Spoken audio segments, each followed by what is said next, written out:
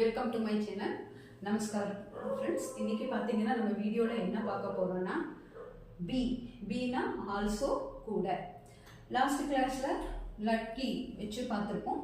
இப்போ பி அதாவது அதே மாதிரி சென்டென்ஸ் இந்த பிங்கிறது வந்து என்னென்னா ஒருத்தர் இல்லாமல் இன்னொருத்தரும் இருக்காங்கங்கிறத மென்ஷன் பண்ணுறது தான் இந்த பி ஆல்சோ. இப்போ இந்த வார்த்தைகள் பார்க்கலாம். மைதான் மே சீதா ஹை. மைதானத்தில் சீதா இருக்கிறாள். மைதான் மே सीता है. मैदान में गीता भी है. அப்படினா மைதானத்துல சீதா மட்டும் இல்ல கீதாவும் இருக்கிறாள் அங்கிறது அர்த்தம். இன்னொருத்தர் கூட இருக்காங்க. மைதான் மே கீதா भी है. மைதானத்தில் கீதா கூட இருக்கிறாள். மைதான் में कौन कौन है. மைதானத்தில் யார் யார் இருக்கிறார்கள். कौन पूर्ण அர்த்தம். சரிங்களா? मैदान में सीता और गीता है.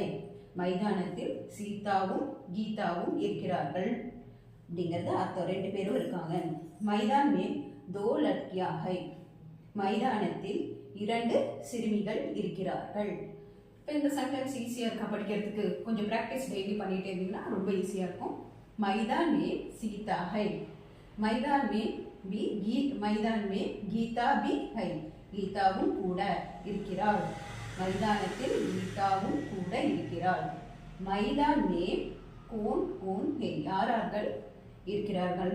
Who are in the playground. மைதான் மே சீதா और கீதா ஹே. மைதானத்தில் சீதாவும் கீதாவும் இருக்கிறார்கள். மைதானத்தில் மைதான் மே दो लड़कियां. இருவரும் எங்க இருக்காங்கன்னா பிளே கிரவுண்ட்ல இருக்காங்கிறதுக்கு தான் மைதான் மே दो लड़कियां है. மைதானத்தில் இரண்டு சிறுமிகள் இருக்கிறார்கள். இப்போ இதோட கண்டினியூஷன் நெக்ஸ்ட் வீடியோவில் பார்க்கலாம். இதை ப்ராக்டிஸ் பண்ணுங்க ஃப்ரெண்ட்ஸ். மைதான் இதெல்லாம் மைதான் பிளே கிரவுண்டில் யாராக இருக்கிறாங்க அப்படிங்கிறத சொல்கிறதா இந்த வார்த்தைகள். இதை ப்ராக்டிஸ் பண்ணுங்க. இது வரைக்கும் நம்ம சேனலை சப்ஸ்கிரைப் பண்ணலாம், சப்ஸ்கிரைப் பண்ணுங்க ஃப்ரெண்ட்ஸ். ஓகே ஃப்ரெண்ட்ஸ், தேங்க்யூ, பாய் பாய்.